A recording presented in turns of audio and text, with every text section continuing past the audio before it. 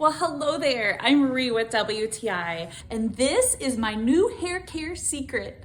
I will be honest, the only reason I originally got this castor oil from Maple Holistics was because a person working in a salon with the prettiest hair I've ever seen said it was her hair care secret. And honestly, it really works. It hydrates and softens my hair and eyebrows and helps them look fuller. And I'm telling you, I have gotten so many compliments since I started using this. As a DIY treatment, I started adding this along with rosemary essential oil and dry brushing them in about a half hour or more before I shampoo my hair.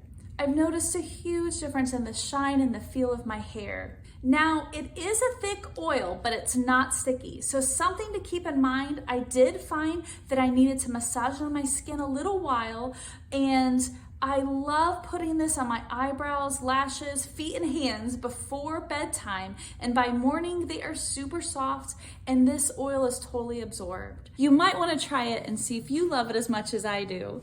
And that's my point of view.